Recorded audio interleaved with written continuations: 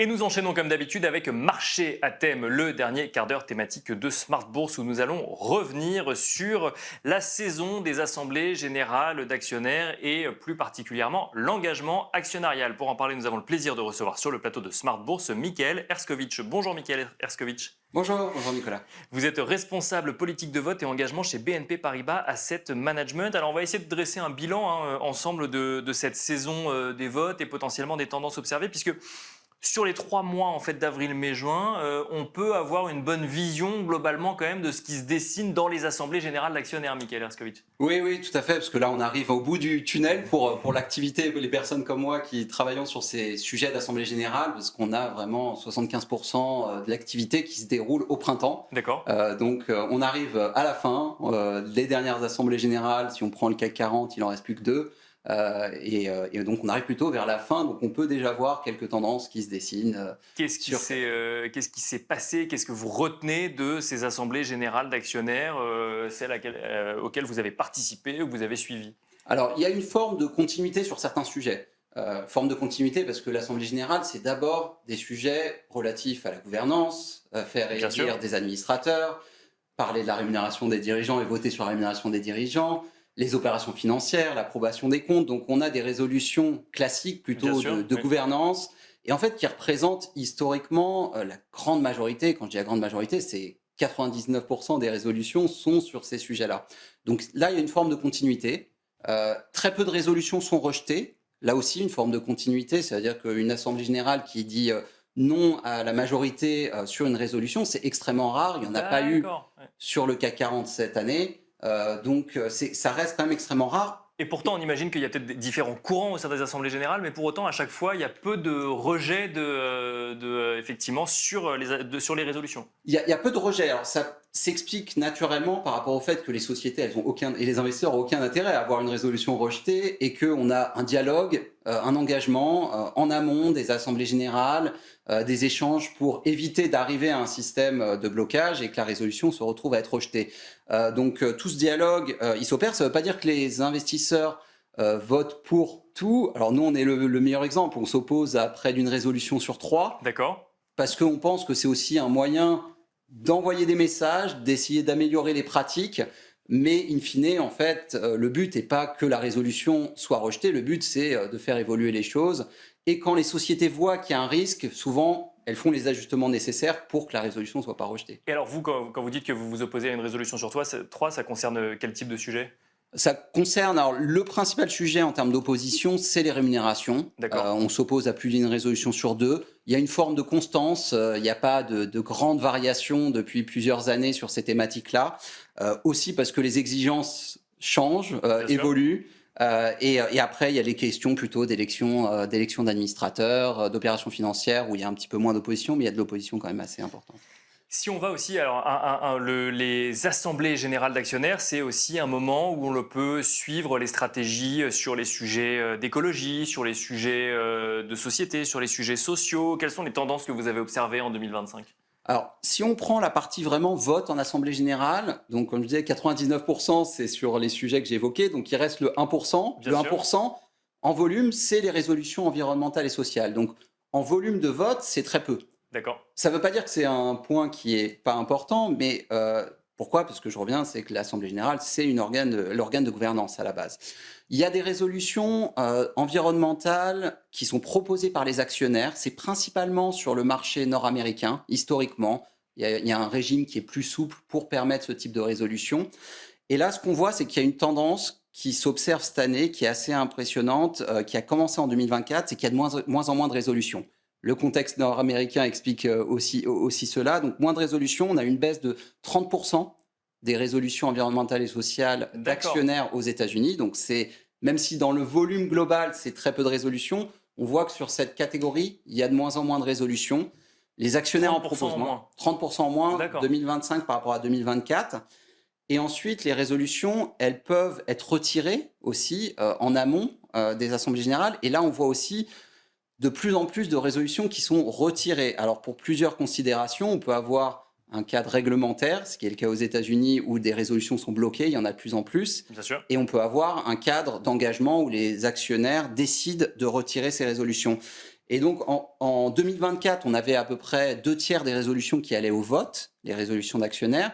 Là, on en a moins de 50%. Toujours Donc, sur les sujets environnement environnementaux et et sociaux. sociaux. Donc, D'accord. moins de résolutions et moins qui vont au vote sur le marché nord-américain. Mais Michael Herskovitch, l'année dernière, en 2024, en 2023, on avait les fameux Say on Climate des entreprises. Là, on en a eu moins sur 2025. Alors oui, ça c'est sur les États-Unis, il n'y a jamais eu de Sound Climate, c'est plutôt des résolutions ciblées sur des thématiques précises. En Europe, très peu de résolutions d'actionnaires, mais en effet plutôt des Sound Climate, donc des stratégies climatiques proposées par les sociétés. Et là, en volume, alors le pic il était en 2022, D'accord. on a eu 40 résolutions. 40 résolutions, donc c'est vraiment un niveau de 0,1% des résolutions qu'on peut voir. Mais c'était quand même des choses assez significatives. Depuis 2022, on a vu une baisse et c'est confirmé aussi en 2025. Donc en 2024, on avait voté à 19 résolutions. Oui. Là, jusqu'à présent, on n'en a voté qu'à 15 résolutions. Alors D'accord. l'année n'est pas finie, mais ça veut dire qu'on reste sur des volumes inférieurs à ce qu'on a pu voir en 2022. Et le CAC 40 encore est un bon exemple. Il n'y a eu que Engie cette année D'accord. qui a proposé sa stratégie climat.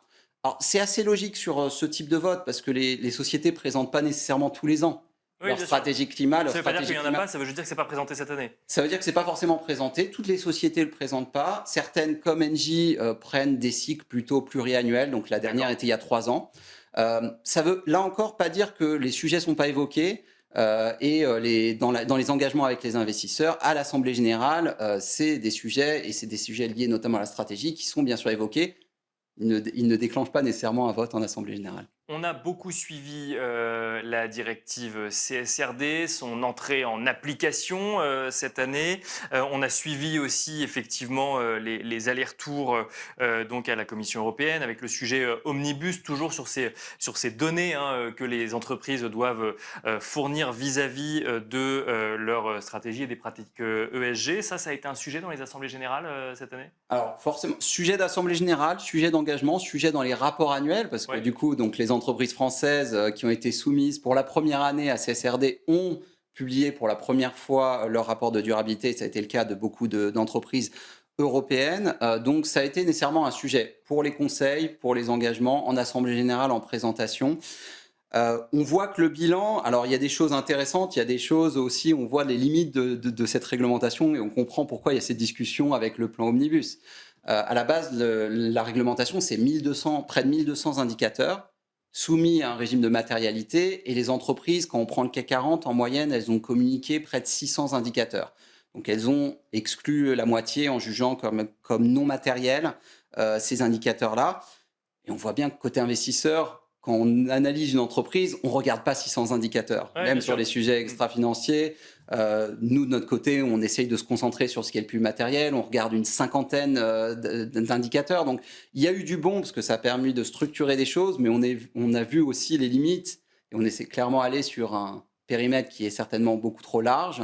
Donc, l'omnibus a un côté intéressant de simplifier, Oui, bien sûr. de réduire notamment les indicateurs. Il y a une proposition française qui a été poussée il y a quelques jours de revenir sur 200 indicateurs sur lesquels c'est une proposition de place. Les investisseurs on a participé à ces débats qui semblent beaucoup plus sains, notamment se concentrer sur les indicateurs plutôt quantitatif, il y avait aussi beaucoup de qualitatif dans CSRD et donc je pense qu'on aboutira certainement à une directive qui aura certainement plus de sens en termes de volume. Il y a la discussion du périmètre Bien sûr, qui est en débat sur combien d'entreprises seront concernées. Il y a des réductions assez importantes sur lesquelles là, en tant qu'investisseur, on a un intérêt à avoir beaucoup d'entreprises concernées, donc on a peut-être un peu plus de réserve, mais globalement, il y a du sens à aller vers la simplification de cette directive. Parce que la CSRD, sous sa forme première, rendait trop complexe, si je comprends bien, le suivi, même pour des investisseurs aguerris, habitués à gérer les données, c'est ce que vous dites?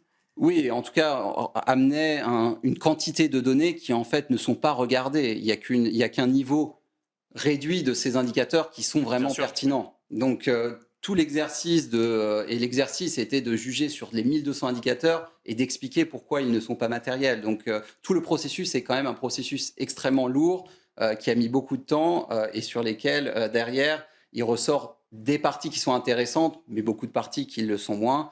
et après, bon, des rapports qui ne sont pas forcément d'une lisibilité très intéressante pour un lecteur. Quand on fait de l'engagement, ça s'arrête aux assemblées générales sur les 3 mois du printemps ou effectivement on va aussi sur ces sujets réglementaires, voire peut-être d'échanges avec les régulateurs ou autres? Donc c'est en effet les volets de l'équipe et de l'approche. C'est qu'il y a le vote en assemblée générale, il y a l'engagement avec les émetteurs sur les sujets gouvernance, mais aussi environnementaux, sociaux. Ça, c'est du dialogue continu Ouais, tout au long de l'année. Et en effet, on voit l'importance de cette discussion avec les régulateurs. On vient de parler de Omnibus, on fait partie des discussions et de s'assurer qu'on a un cadre qui est le bon cadre pour les investisseurs, pour les entreprises, pour le monde. On a après une partie plus discussion avec les différentes parties prenantes. Donc la semaine prochaine, on a un sommet extrêmement important en France qui s'ouvre, l'UNOC, le sommet des Nations Unies sur les océans à Nice. Bien sûr, oui. Donc on y fera pas, on sera partie de cette discussion. J'y serai personnellement. Et c'est aussi un aspect extrêmement important de s'assurer qu'on a le bon cadre réglementaire. Et sur l'océan, on espère arriver à ce que l'accord de Paris a pu arriver sur le climat il y a une dizaine d'années et d'avoir vraiment un cadre et une déclaration de politique finale qui donnera une feuille de route claire sur le sujet de l'océan. Merci beaucoup, Michael Herskovitch, de nous avoir accompagnés dans Smart Bourse, dans Marché à thème dans Smart Bourse. Je rappelle que vous êtes responsable politique de vote et engagement chez BNP Paribas Asset Management. Merci beaucoup. Merci.